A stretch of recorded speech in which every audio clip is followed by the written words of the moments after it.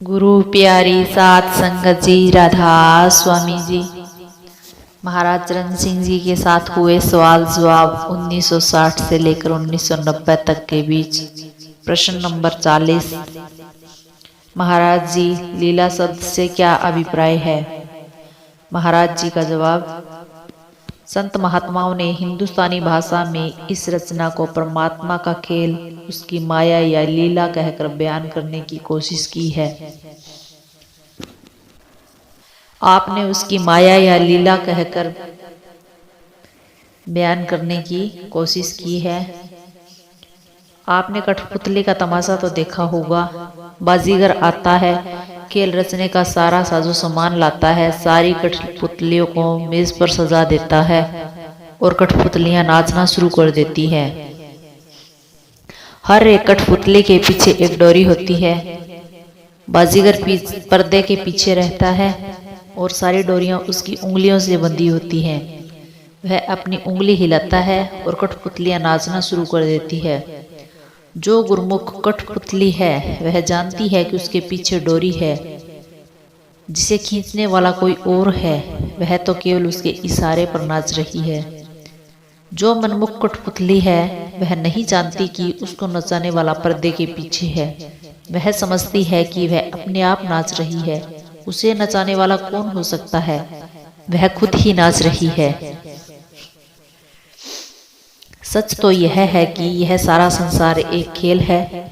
जब बाजीगर खेल खत्म कर देता है तो वह सारी चीजें समेट लेता है, सब कुछ अपने थैले में डाल लेता है और चल पड़ता है। उस कठपुतली के खेल की कोई अहमियत नहीं रह जाती। जब तक कठपुतली का खेल चलता रहता है तब तक हम समझते हैं कि यही असलियत है।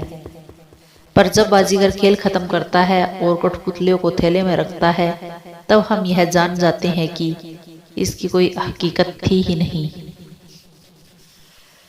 इसी तरह हमें भी जब तक कठपुतलियों की तरह थैले में नहीं डाल दिया जाता, हमें इस खेल की असलियत का पता नहीं चलता। इस समय हम कठपुतलियों की तरह नाच रहे हैं। हमारे कर्म ही वे हैं जो डोर है हमें नचा रहे हैं। हम सोचते हैं कि हमें कौन नचा सकता है। हम होमे का शिकार हैं। हम समझते हैं कि करने वाले हम हैं। हम भूल जाते हैं कि हम उन कर्मों की डोर से बंधे हुए हैं जो हमने पिछले जन्मों में किए हैं और वे ही इस जन्म के कर्मों का कारण बन जाते हैं। हम सब यह भूल चुके हैं, इसलिए हम होमे का शिकार हो गए हैं। जिन्होंने असलियत को जान लिया है वे भी दूसरों की तरह ही नाचते हैं, पर दोनों में अंतर है। उन्हें सूझ हो गई है कि जो कुछ भी उन्हें करना पड़ता है वह उनके कर्मों के अनुसार है। उन्हें नचाने वाला कोई और है और वे उस वक्त का इंतजार कर रहे हैं जब यह कठपुतली का खेल खत्म हो जाएगा और वे उस परमपिता के पास वापस चले जाएंगे। लेकिन उनकी हालत दूसरों से बेहतर है क्योंकि वे असलियत से वाकिफ हो चुके हैं। इसी तरह हमें भी आत्मा के असली स्वरूप को जानना है और सृजनहार परमात्मा के पास वापस जाने की कोशिश करनी है। तब हम इस सारे खेल का, इस सारी रचना के रचे जाने का कारण भी जान पाएंगे। इस समय हम अपनी बुद्धि से यह समझने की कोशिश कर रहे हैं कि मालिक ने यह रचना क्यों रची, लेकिन बुद्धि की अपनी सीमा है। हम 9-10 सवालों को हल करने में कामयाब हो सकते हैं, लेकिन वे 9-10 सवाल हमारे सामने 20-30 सवाल और पैदा कर देते हैं। इस तरह रचना के रहस्य को सुलझाने की कोशिश में हम हमेशा अपनी बुद्धि के गुलाम ही बने रहेंगे, यह सोचने की बजाय कि उसने सारी सृष्टि की रचना क्यों की। अगर हम सृजनहार के बारे में सोचें, उसके पास वापस जाने की कोशिश करें, तो फिर हम यह जान भी पाएंगे कि उसने यह सृष्टि की रचना क्यों की।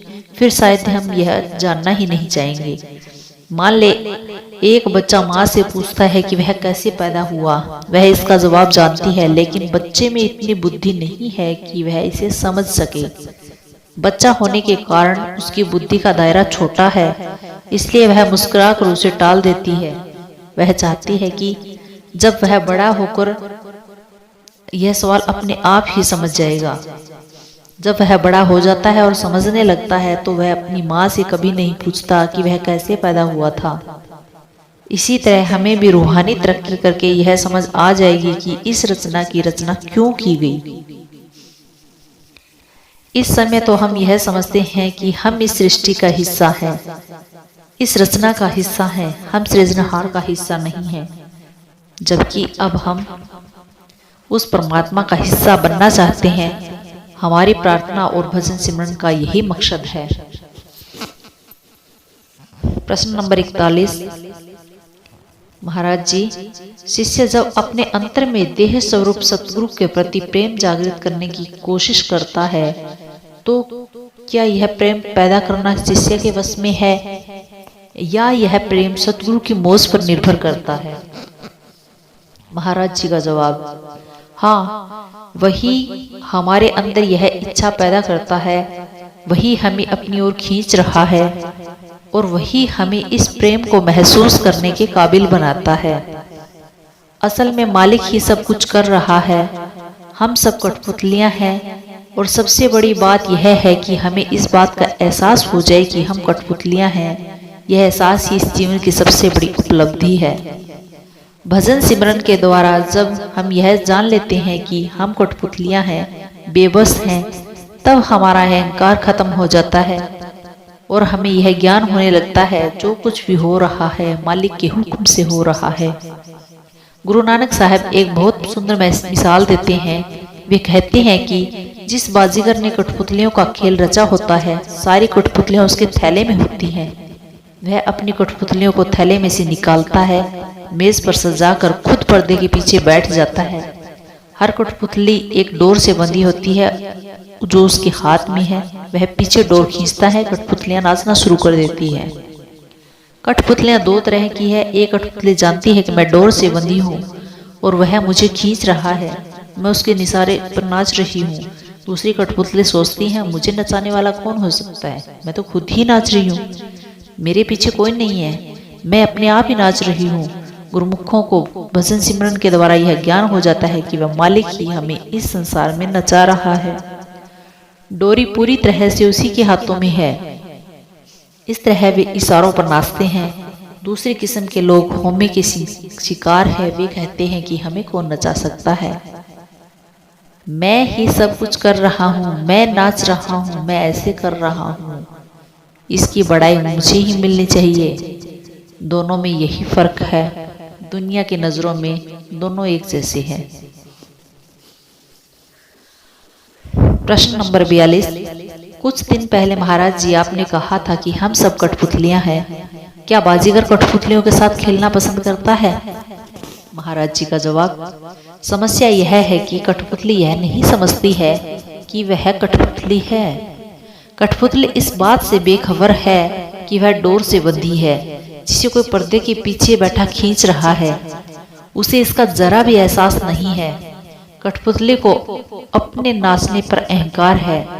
हमारी भी यही हालत है।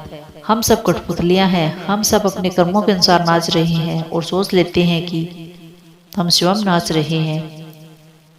हम सोचते हैं कि यह मैंने किया, वह मैंने किया। हमें इसका कोई ज्ञान नहीं है कि असल में यह सब हमसे कौन करवा रहा है। यह सोचकर कि हमें कोई नचा सकता है, हमारे अहम को ठोस पहुंचती है। हमने अपने अंदर इतनी होमे पैदा कर ली है कि हम समझने लगे हैं कि मैं अपने बलबूते पर ही ऐसा सोच रहा हूँ, मैंने यह सब खुद ही किया है, यही होमे है। गुरुमुख भी नाच रहा है, वह भी रचना का हिस्सा है। जो भी जन्म लेते हैं सभी इंसान नाच रहे हैं, लेकिन कुछ गुरुमुख है, कुछ मनमुख है। जिन्हें यह ज्ञान हो जाता है कि उनके पीछे डोर है, पर्दे के पीछे नचाने वाला कोई और है, वे गुरुमुख हैं। जिन्हें न डोरी का पता है न डोरी को हिलाने वाले का पता है, वे मनमुख हैं। लेकिन देखने वाले के लिए सब नाच रहे हैं। राधा स्वामी जी।